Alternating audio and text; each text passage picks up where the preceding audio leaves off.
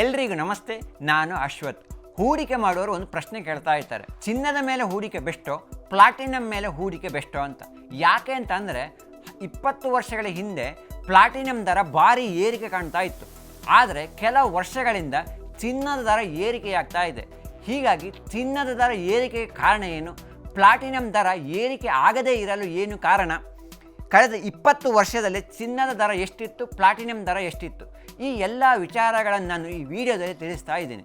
Platinum ಮತ್ತು ಚಿನ್ನದ ದರಗಳು ಮಾರುಕಟ್ಟೆ ಬೇಡಿಕೆ, ಅಂತಾರಾಷ್ಟ್ರೀಯ ಮಟ್ಟದಲ್ಲಿ ನಡೆಯುವ ವಿದ್ಯಮಾನಗಳು, ಕೈಗಾರಿಕಾ ಬಳಕೆ, ಈ ಎಲ್ಲ ಕಾರಣಗಳಿಂದಾಗಿ ದರ ನಿರ್ಧಾರ ಆಗ್ತಾ ಇರುತ್ತೆ. ಈ ವರ್ಷದ ಜುಲೈನಲ್ಲಿ ಪ್ಲಾಟಿನಮ್ ದರಕ್ಕೆ ಹೋಲಿಕೆ ಮಾಡಿದರೆ ಚಿನ್ನದ ದರ ದುಬಾರಿಯಾಗಿದೆ.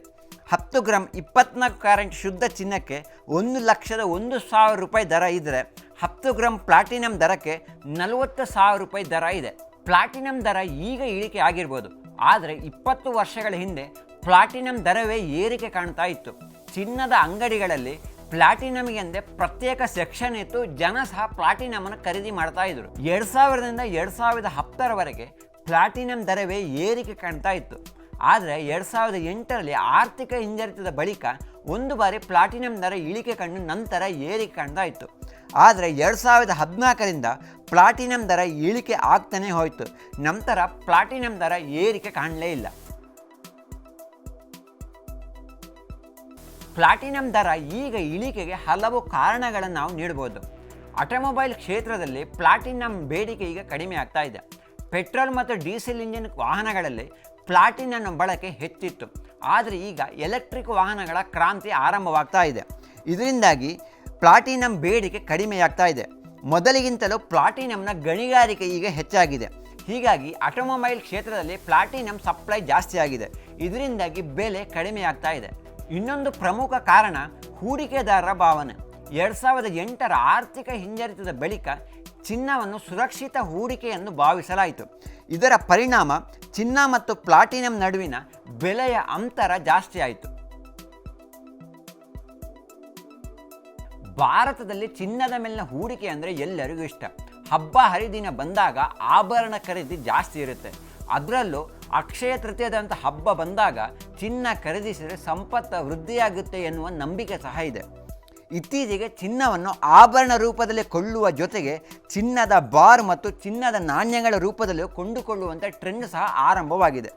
ಈ ಎಲ್ಲ ಕಾರಣದಿಂದ ಭಾರತದಲ್ಲಿ ಎಲ್ಲರ ಮನೆಗಳಲ್ಲಿರುವ ಚಿನ್ನವನ್ನು ಲೆಕ್ಕ ಹಾಕಿದರೆ ಬರೋಬ್ಬರಿ 25,000 ಟನ್ ಇದೆ ಅಂತ ಹೇಳಲಾಗ್ತಾ ಇದೆ.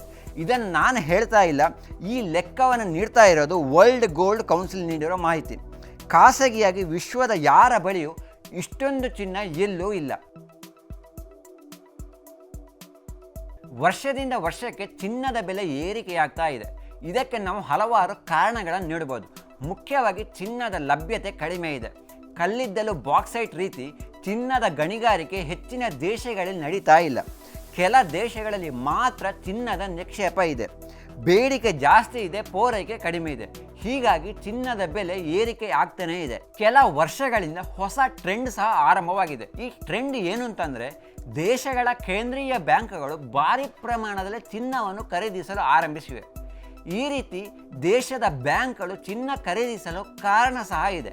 ಅಂತಾರಾಷ್ಟ್ರೀಯ ವ್ಯವಹಾರಗಳು ಡಾಲರ್ನಲ್ಲಿ ನಡೆಯುವ ಕಾರಣ ವಿಶ್ವದ ಎಲ್ಲ ದೇಶಗಳು ಡಾಲರ್ನಲ್ಲಿ ಭಾರಿ ಪ್ರಮಾಣದಲ್ಲಿ ಹಣವನ್ನು ಇಟ್ಟಿದೆ. ಅಮೆರಿಕದ ಒಂದು ಕೆಟ್ಟ ಹವ್ಯಾಸ ಏನು ಅಂತಂದರೆ, ಡಾಲರನ್ನು ಹೆಚ್ಚಿನ ಪ್ರಮಾಣದಲ್ಲಿ ಮುದ್ರಣ ಮಾಡೋದು.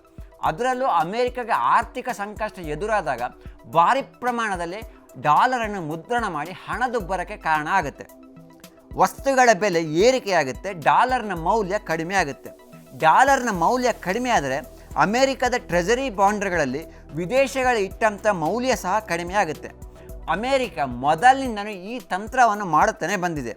ಯಾಕೆ ಅಂತಂದರೆ, ಸದ್ಯಕ್ಕೆ ಡಾಲರ್ ಬಿಟ್ಟರೆ ಬೇರೆ ಯಾವುದರಲ್ಲಿ ವ್ಯವಹಾರವನ್ನು ಅಷ್ಟು ಸುಲಭವಾಗಿ ಮಾಡಲು ಬರಲ್ಲ.